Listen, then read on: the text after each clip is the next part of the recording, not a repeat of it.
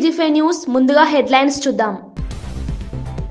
రేపు ఏపీలో ప్రధాని మోదీ పర్యటన, పలు కార్యక్రమాల్లో పాల్గొననున్న ప్రధాని. పర్యటనను విజయవంతం చేయాలని నేతలకు సీఎం చంద్రబాబు పిలుపు, సభ ఏర్పాట్లపై సమీక్ష చేసిన మంత్రి నారాయణ.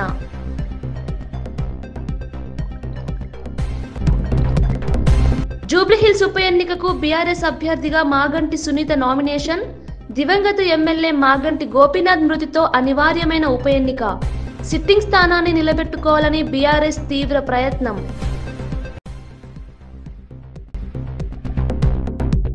జాగృతి జనం బాట యాత్ర పోస్టర్ను ఆవిష్కరించిన కవిత, పోస్టర్పై తెలంగాణ తల్లి ప్రొఫెసర్ జయశంకర్ ఫోటోలు. సామాజిక తెలంగాణ అన్నందుకు తన మీద కుట్రలు చేశారన్న కవిత.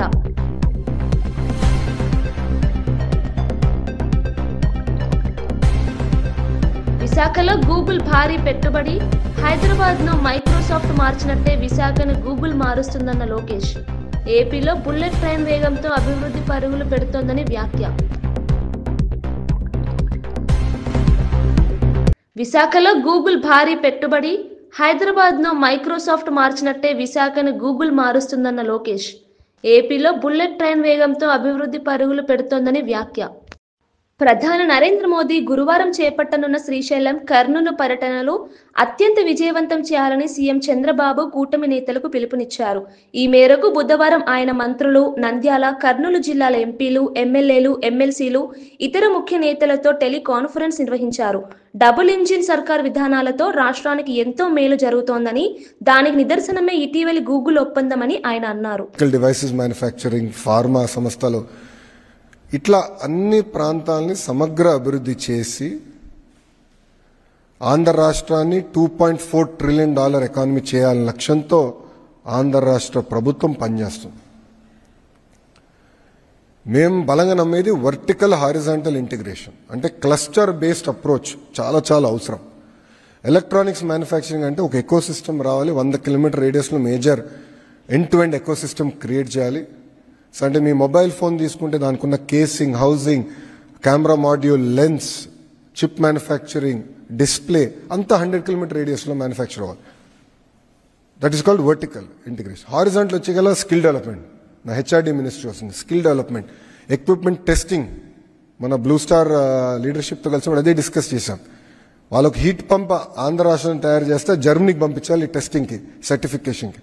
ఆ సర్టిఫికేషన్ ఎందుకు ఆంధ్ర రాష్ట్రంలో ఉండకూడదు, ఇదే ఎకో సిస్టంలో మీరు పెట్టండి అని వాళ్ళు కూడా మేము పెట్టుబడులు పెడతాం ఆ ఎకో సిస్టమ్ కానీ వాళ్ళు కూడా చెప్తాం కానీ. సో వర్టికల్ హారిజాంటల్ ఇంటిగ్రేషన్ చేస్తున్నాం. సో అందుకే కంప్రెస్డ్ బయోగ్యాస్ అంతా ఒక జోన్లో, ఎలక్ట్రానిక్స్ మ్యానుఫ్యాక్చరింగ్ ఒక జోన్లో, సిమెంట్ మ్యానుఫ్యాక్చరింగ్ ఒక జోన్లో, ఆటోమోటివ్ ఒక జోన్, డ్రోన్ సిటీ కర్నూలు అట్లా ఒక జోన్లో. క్లస్టర్ బేస్డ్ అప్రోచ్ అనేది ఆంధ్ర రాష్ట్ర ప్రభుత్వం తీసుకుని 2047కి $2.4 ట్రిలియన్ ఎకానమీగా ఆంధ్ర రాష్ట్రాన్ని తీర్చిదిద్దడానికి కూటమి ప్రభుత్వం, మన ప్రజాప్రభుత్వం అడుగులేస్తడం జరుగుతుంది. ఇంకా విశాఖపట్నానికి వచ్చేగల మా లక్ష్యం ఒకటే, గ్రేటర్ విశాఖపట్నం ఎకనామిక్ కారిడార్ని $1 ట్రిలియన్ ఎకానమీ చేయాలి. 1 ట్రిలియన్, 2.4 ట్రిలియన్లో 1 ట్రిలియన్ అక్కడ ఎకనామిక్ యాక్టివిటీ చేయాలని. హైదరాబాద్కి 30 సంవత్సరాలు ఏదైతే పట్టిందో అది 10 సంవత్సరాలు విశాఖపట్నం చేసి చూపించాల లక్ష్యంతో ప్రజాప్రభుత్వం పనిచేస్తుంది. దానికోసం విశాఖపట్నం ఎకనామిక్ కారిడార్ అని నామకరణం చేసి దానికి ప్రత్యేకంగా అధికారులను కూడా నియమించి ఇంటిగ్రేటెడ్ ప్లానింగ్, అంటే ఎయిర్పోర్ట్స్ కానివ్వండి, రైల్వేస్ కానివ్వండి, రోడ్స్, ఎడ్యుకేషన్ కానివ్వండి, కంపెనీలు ఎక్కడ రావాలి, ఎట్లా మొత్తం జోన్ ప్లానింగ్ చేయాలి. ఎట్లయితే గతంలో చంద్రబాబు నాయుడు గారిని హైదరాబాద్ని ఎట్లయితే ప్లాన్ చేశారో ఆ అప్రోచ్ తీసుకుని best in class, world class planning చేయాలి. ఒక పక్కన విశాఖపట్నంలో, అమరావతి ఈ రీజన్ రెండోది, మూడోది Rayalaseema economic corridor. Doctor APJ Abdul Kalam జయంతి సందర్భంగా సీఎం రేవంత్ నివాళి. మాజీ రాష్ట్రపతి, ప్రజల మనసులో చిరస్థాయిగా నిలిచిన శాస్త్రవేత్త డాక్టర్ ఏపీజే అబ్దుల్ కలాం జయంతి సందర్భంగా ముఖ్యమంత్రి రేవంత్ రెడ్డి నివాళులు అర్పించారు. జూబ్లీహిల్స్ లోని తన నివాసంలో కలాం చిత్రపటానికి పూలమాల వేసి ఆయనకు గౌరవం అర్పించారు. ఈ సందర్భంగా సీఎం మాట్లాడుతూ కలాం జీవితం యువతకు ప్రేరణగా నిలుస్తుందని పేర్కొన్నారు. దేశ అభివృద్ధికి కలాం చేసిన కృషి అపూర్వమని అన్నారు. కలాం చూపించిన మార్గంలో యువత నడిస్తే భారత్ ప్రపంచంలో అగ్రస్థానంలో నిలుస్తుందన్నారు.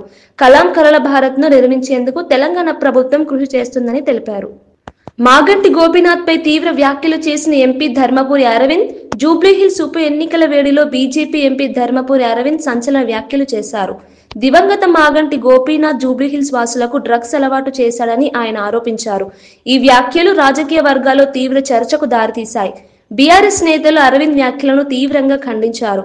మాగంటి కుటుంబాన్ని క్లబ్లలో డ్రగ్స్ సరఫరా ఎవరు కనుసన్నల్లో నడిచింది? లోకల్ నాయకుడు ఎవరు?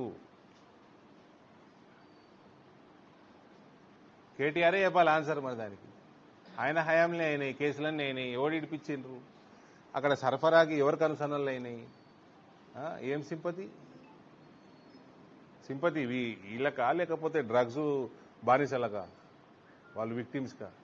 వాళ్ళ మీద సింపతి చూపెట్టాలి. సరఫరా చేసిన వాళ్ళకా? జూబ్లీహిల్స్ ఉప ఎన్నికల్లో బీఆర్ఎస్ అభ్యర్థి మాగంటి సునీతకు పూర్తి మద్దతుగా పార్టీ వర్కింగ్ ప్రెసిడెంట్ కేటీఆర్ బహిరంగంగా ప్రకటించారు. ఒక కుటుంబ సభ్యుడు దూరమైనా పార్టీ స్థిరంగా నిలబడగలదని ఈ ఎన్నికలు నిరూపిస్తాయని అన్నారు. గోపీనాథ్ను వ్యక్తిగతంగా కాకుండా పార్టీ చిహ్నంగా ప్రజలు గుర్తించుకున్నారని తెలిపారు. మాగంటి సునీతను పార్టీ ప్రతీకగా భావిస్తూ బీఆర్ఎస్ ఈ ఎన్నికల్లో పోరాడుతోందని చెప్పారు. గోపీనాథ్ ఆత్మకు శాంతి చేకూరేలా ప్రజలు సునీతను గెలిపించాలని పిలుపునిచ్చారు. ప్రజల మద్దతుతో బీఆర్ఎస్ గెలుపు ఖాయమని విశ్వాసం వ్యక్తం చేశారు. దెబ్బ కొట్టడానికి వారు రెడీగా ఉన్నారు. అట్లాగే ముమ్మాటికి ప్రతి వర్గం ఇవాళ పేదలు, బలహీన వర్గాలు 42% రిజర్వేషన్ అని చెప్పి గొంతు కోసినందుకు, చెల్లని జీవో ఇచ్చి మోసం చేసే ప్రయత్నం చేసినందుకు బీసీలు కుత ఉడుకుతున్నారు. వాళ్ళు కూడా బుద్ధి చెప్పడానికి రెడీగా ఉన్నారు. ఎల్లుండి బంధుకాలు కూడా పిలిపించారని తెలుస్తా ఉన్నది. కాబట్టి ఇవాళ ప్రతి వర్గం వీళ్ళు వాళ్ళని కాదు, దళిత బంధు అని మోసం చేసి అభయ హస్తం అని చెప్పి 10 లక్షలు కాదు 12 లక్షలు ఇస్తామని చెప్పి మోసం చేసినందుకు దళితులు కుత ఉడుకుతా ఉన్నారు. ఈ రకంగా అన్ని వర్గాల నుంచి మద్దతు వెల్లువెత్తుతున్నది.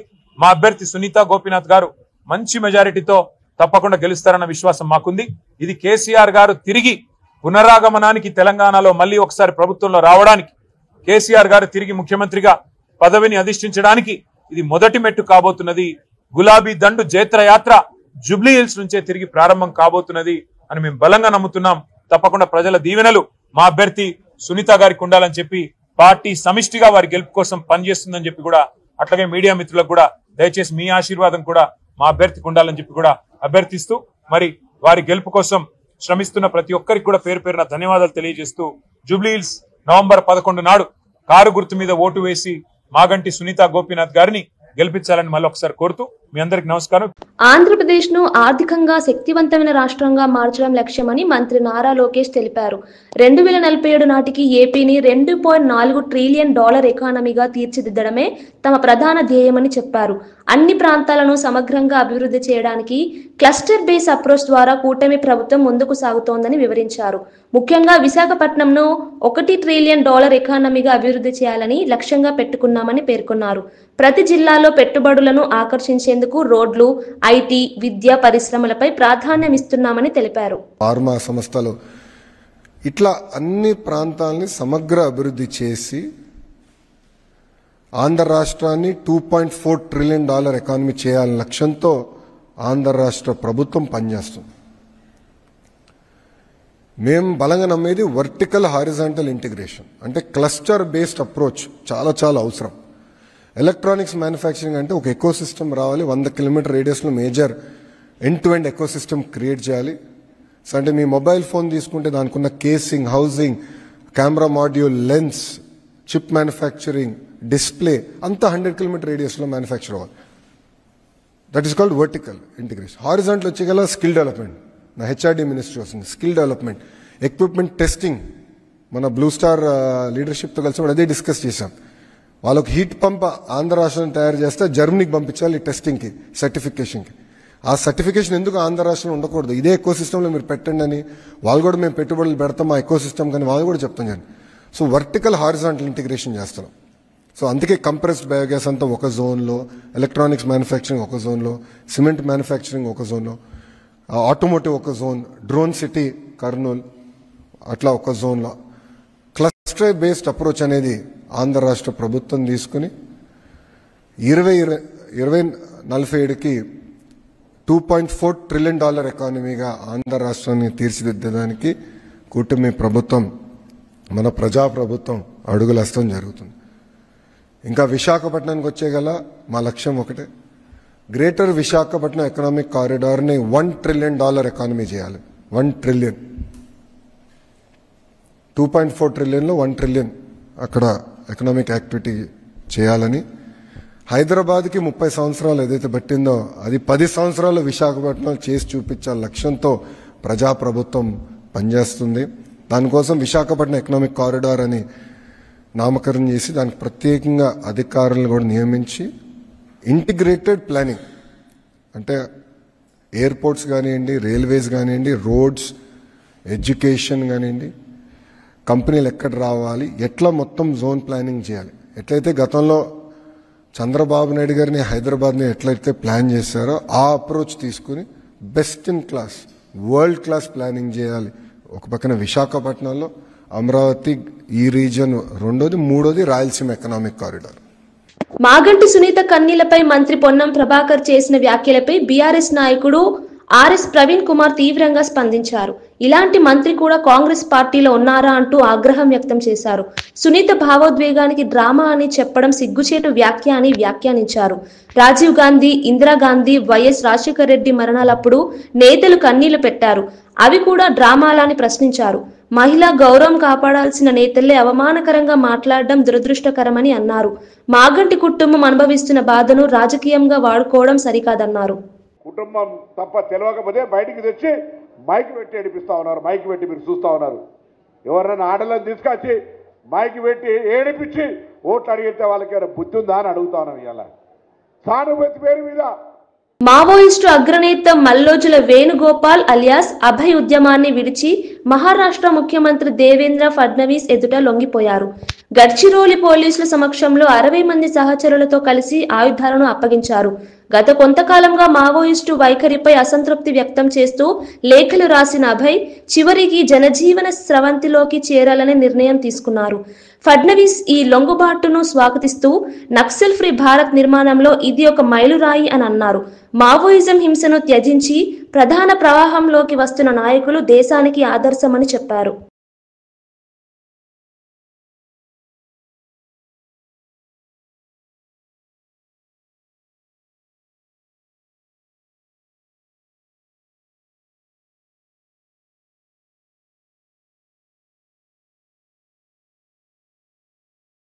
आज मला या गोष्टीचा आनंद आहे की गडचिरोलीच्या विकासाचा जो संकल्प आम्ही हातामध्ये घेतला होता, आज गडचिरोली हे स्टील मॅग्नेट बनत आहे.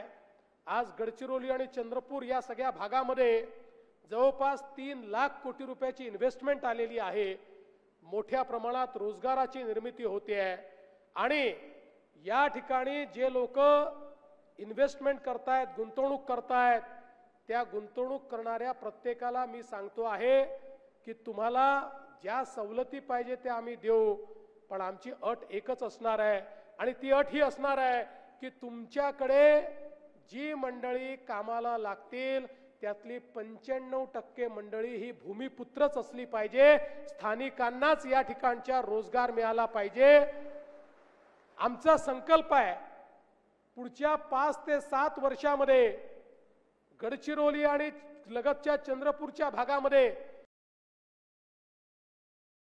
బీఆర్ఎస్ నేత కల్వకుంట్ల కవిత మాట్లాడుతూ కేసీఆర్ ను ఉద్యమ నాయకుడిగా గౌరవిస్తున్నానని, కానీ తన యాత్రల్లో ఆయన ఫోటోను వాడకూడదనుకుంటున్నానని తెలిపారు.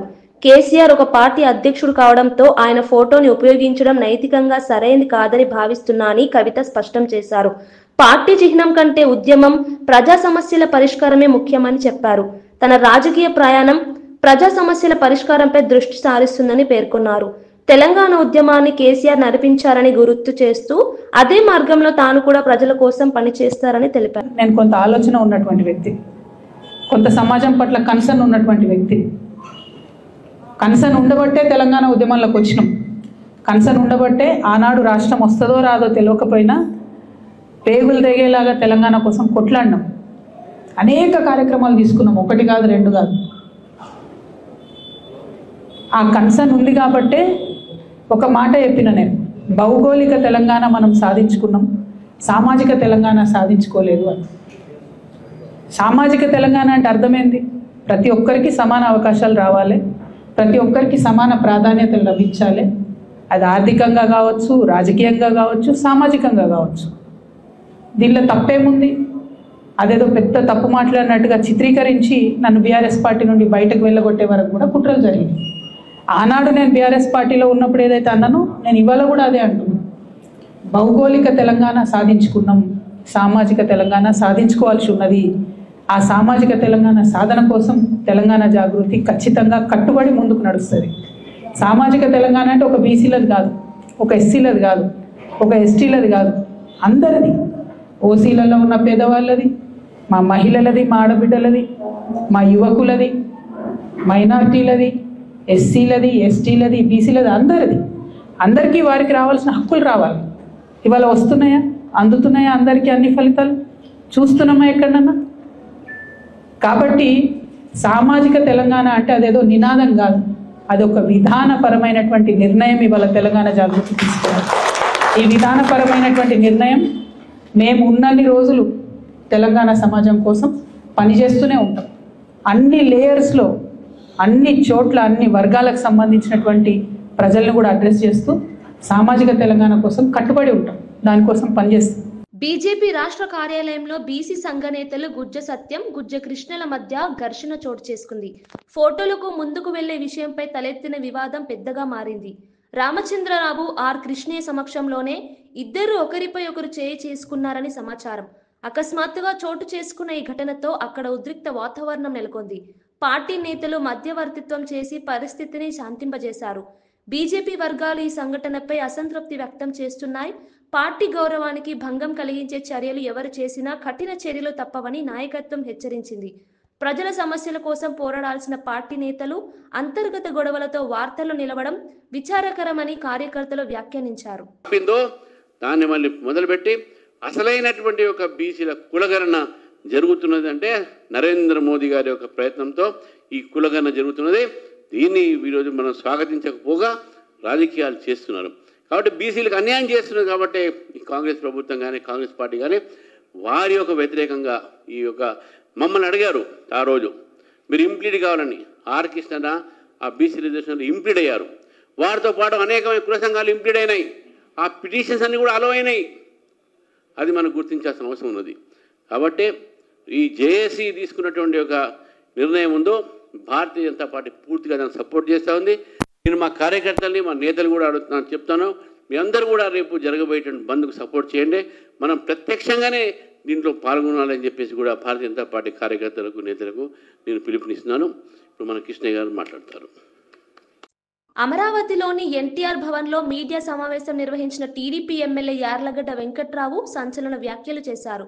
వైఎస్ఆర్సీపీ కోడిగుడ్డు తెస్తే టీడీపీ గూగుల్ డేటా సెంటర్ను తెచ్చిందని వ్యాఖ్యానించారు. కూటమి ప్రభుత్వం రాష్ట్ర అభివృద్ధికి కృషి చేస్తోందని, ముఖ్యమంత్రి చంద్రబాబు నాయకత్వంలో ఏపీకి గ్లోబల్ ఇన్వెస్టర్ల విశ్వాసం తిరిగి వస్తోందని అన్నారు. విశాఖలో గూగుల్ డేటా సెంటర్ ద్వారా వేలాది ఉద్యోగాలు సృష్టించబడ్డాయని గుర్తు చేశారు. వైఎస్ఆర్సీపీ పాలనలో అభివృద్ధి ఆగిపోయిందని, కూటమి ప్రభుత్వమే తిరిగి రాష్ట్రాన్ని టెక్ హబ్ గా మార్చుతుంది. ఏ సిటిజన్ అయినా గూగుల్ ప్రాజెక్ట్ వస్తుందంటే గర్వంగా, ఆనందంగా వెల్కమ్ చెప్పే పరిస్థితి. కానీ మీరు చేసే విమర్శలు చూస్తుంటే మీకు టెక్నాలజీ అర్థం కాకపోవడం వల్ల నేను మనస్ఫూర్తిగా భావిస్తున్నా. మీకు టెక్నాలజీ తెలిస్తే నిన్న గూగుల్ క్లౌడ్తో ఏపీ ప్రభుత్వం కొత్త అధ్యాయాన్ని ప్రారంభించిన దాన్ని స్వాగతించేవాళ్ళు. అలాగే డిజిటల్ ఇన్నోవేషన్, ఆర్టిఫిషియల్ ఇంటెలిజెన్స్ రంగాల్లో కొత్త యుగం నిన్నటి నుంచి ప్రారంభమైంది. Google announced $15 billion investment for AI and data hub, it's largest investment outside the US. This hub will bring Google's full AI stack to India and support local AI innovation and development. గూగుల్కి per day revenue $1.07 billion. అలాగే అటువంటి company మన దగ్గర data centre hub ఏర్పాటు చేస్తుంటే దేశవ్యాప్తంగా Google AP hashtag trending అయింది నిన్నంతా. కానీ వైసీపీ వాళ్ళకి మాత్రం ఇది అర్థం కావట్లా. ఇదేదో వాళ్ళు విండ్ పవర్ ప్రాజెక్ట్ లాగా అనుకుంటున్నారని నేను భావిస్తున్నా. ఎక్కడో కాస్ట్, ల్యాండ్ వాల్యూ తక్కువ ఉన్న దగ్గరికి వెళ్ళి విండ్ పవర్ పెడుతున్నలాగా డేటా సెంటర్ అని వాళ్ళు భావిస్తున్నారేమో, నాకైతే అర్థం కాని పరిస్థితి. అలాగే యంగెస్ట్ స్టేట్గా ఉంది, హయ్యెస్ట్ ఇన్వెస్ట్మెంట్ స్టేట్గా ఈ రాష్ట్రం మారబోతుంది. దానికి తార్కాణం ఈ గూగుల్ కంపెనీ రాక. అలాగే మీకు ఒక ఎగ్జాంపుల్ చెబుతా. అమెరికాలో వాషింగ్టన్ డీసీకి కోతవేటు దూరంలో డొల్లస్ ఇంటర్నేషనల్ ఎయిర్పోర్ట్ ఉండే ప్లేస్లో లౌడన్ అనే కౌంటీ ఉంటుంది. ఆ కౌంటీ వర్జీనియాలో ప్రపంచానికి డేటా సెంటర్ ఎల్ఐగా పేరు తెచ్చుకుంది. అమెరికా రాజధానికి ఆనుకుండే ఈ ప్రాంతంలో ఇది డేటా సెంటర్ ఉన్న పరిస్థితి. దానివల్ల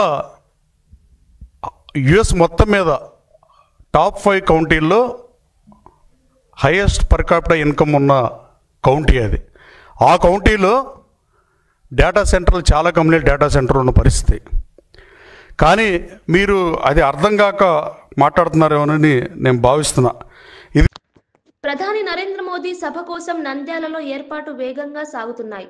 మంత్రి నారాయణ నేతృత్వంలో మంత్రుల బృందం టీడీపీ కార్యాలయంలో సమీక్షా సమావేశం నిర్వహించింది. మండలాల వారీగా బస్సులు, భోజన సరఫరా, వసతి సదుపాయాలపై సమగ్ర ప్రణాళికలు రూపొందించారు. ఉదయం 11 గంటలకల్లా అన్ని ప్రాంతాల నుంచి ప్రజలు కర్నూలుకు చేరుకోవాలని సూచించారు. జనసేన, బీజేపీ నేతలతో సమన్వయం సాధించి సభను విజయవంతం చేయాలని పిలుపునిచ్చారు. జీఎస్టీ సవరణల వల్ల ప్రజలు ఆనందం వ్యక్తం చేస్తున్నారని, ప్రధానమంత్రి మోదీ పట్ల కృతజ్ఞతాభావంతో సభను నిర్వహిస్తున్నామని తెలిపారు. కర్నూలు సభ ద్వారా కూటమి బలం మరోసారి ప్రజలకు అర్థమవుతుందని నారాయణ అన్నారు.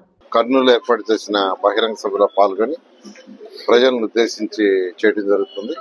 అదేవిధంగా కొన్ని శంకుస్థాపనకి ఇనాగరేషన్స్ కూడా యాక్చువల్ గా వాళ్ళు ప్రధానమంత్రి గారు యాక్చువల్ గా వారి చేతుల మీదుగా శంకుస్థాపనలో ప్రారంభోత్సవాలు జరుగుతాయి. జిఎస్టీ ఏదైతే ఉందో ఈ రోజు భారతదేశంలో ప్రజలు ఆనందంగా ఉండాలనే ఉద్దేశంతో, ప్రజల మీద బర్డెన్ తగ్గించాలనే ఉద్దేశంతో, ఎకానమీని డెవలప్ చేయాలనే ఉద్దేశంతో జిఎస్టీలో చాలా మార్పులు తీసుకొచ్చారు, సులభతరం చేశారు. దాని మీద దేశం మొత్తం ప్రజల్లో ఆనందంగా ఉంది. ఈ సందర్భంగా యాక్చువల్ గా ఈ యొక్క బహిరంగ సభను ఏర్పాటు చేయడం జరిగింది. నిజంగానే ప్రధానమంత్రి గారికి రాష్ట్ర ప్రజల తరఫున ధన్యవాదాలు తెలిపే యొక్క కార్యక్రమంలో ఈ యొక్క సభ. వైఎస్ఆర్సీపీ అధికార ప్రతినిధి మాజీ ఎంపీ మార్గని భరత్ తీవ్ర స్థాయిలో స్పందించారు. కూటమి ప్రభుత్వంలోని నకిలీ మద్యం దందాపై రాష్ట్ర వ్యాప్తంగా వైఎస్ఆర్సీపీ చేస్తున్న నిరసనలకు భయపడి జోగి రమేష్ పేరు చెప్పించారని ఆరోపించారు. సిట్ అంటే సిట్, స్టాండ్ అంటే స్టాండ్ అనేది చంద్రబాబు నాయుడు నియమించిన అధికారుల తీరే అని ఎద్దేవా చేశారు. అసలు నకిలీ మద్యం దందా వెనుక ఉన్న పెద్దలను రక్షించేందుకే ఈ కుట్రలు జరుగుతున్నాయని తెలిపారు.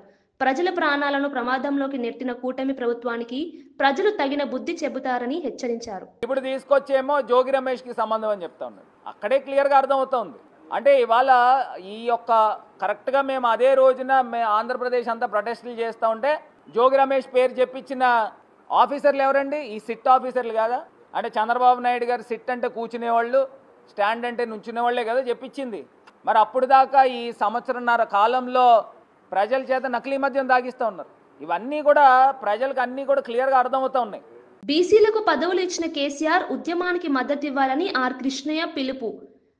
బీసీ నాయకుడు ఆర్ కృష్ణయ్య మాట్లాడుతూ మాజీ సీఎం కేసీఆర్ బీసీలకు అనేక పదవులు ఇచ్చారని గుర్తు చేశారు. ఇప్పుడు కూడా కేసీఆర్ చేపట్టిన ఉద్యమానికి బీసీ వర్గాలు మద్దతు ఇవ్వాలని కోరారు. రాష్ట్ర అభివృద్ధిలో బీసీల పాత్ర ఎంతో ముఖ్యమని, బీఆర్ఎస్ ప్రభుత్వం కాలంలో బీసీల స్థాయి గణనీయంగా పెరిగిందని తెలిపారు. కేసీఆర్ తీసుకున్న సంక్షేమ నిర్ణయాలు బీసీ వర్గాలకు బలాన్నిచ్చాయని పేర్కొన్నారు. తెలంగాణలో బీసీలు మరింత శక్తివంతంగా ఎదగాలంటే ఐక్యత అవసరమని అన్నారు. పార్టీలు మారినా బీసీల సంక్షేమం అనే లక్ష్యం మాత్రం నిలకడగా ఉండాలని కృష్ణయ్య సూచించారు. బిల్డప్ చేశారు.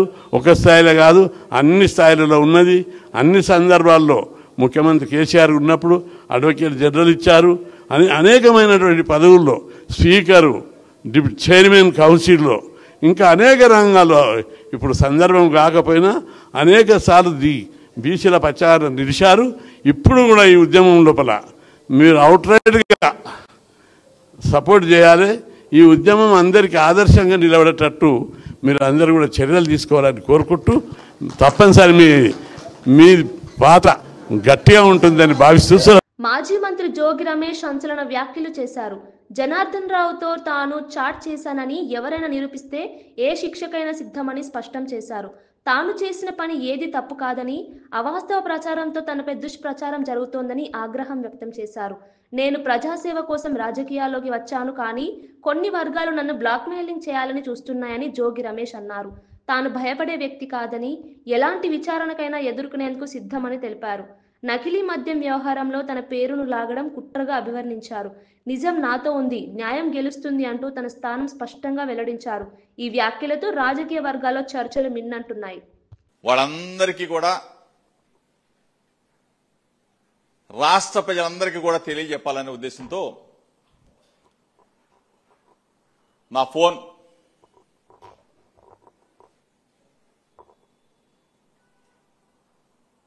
ఎప్పుడైనా ఎక్కడైనా ఏ పరిస్థితుల్లో అయినా నేను జనార్దన్ రావుతో చాట్ చేశానని చెప్పేసి నిరూపిస్తే ఏ శిక్షకైనా సిద్ధంగా ఉన్నాడు ఈ జోగి రమేష్ అని చెప్పేసి మీ ద్వారా. బులెటిన్ ముగించే ముందు హెడ్లైన్స్ మరోసారి చూద్దాం. రేపు ఏపీలో ప్రధాని మోదీ పర్యటన, పలు కార్యక్రమాల్లో పాల్గొననున్న ప్రధాని. పర్యటనను విజయవంతం చేయాలని నేతలకు సీఎం చంద్రబాబు పిలుపు, సభ ఏర్పాట్లపై సమీక్ష చేసిన మంత్రి నారాయణ.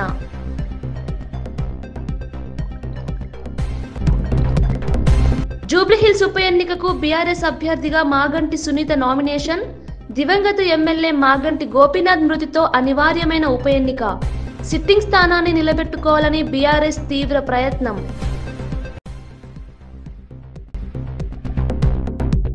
జాగృతి జనం బాట యాత్ర పోస్టర్ను ఆవిష్కరించిన కవిత, పోస్టర్పై తెలంగాణ తల్లి ప్రొఫెసర్ జయశంకర్ ఫోటోలు. సామాజిక తెలంగాణ అన్నందుకు తన మీద కుట్రలు చేశారన్న కవిత.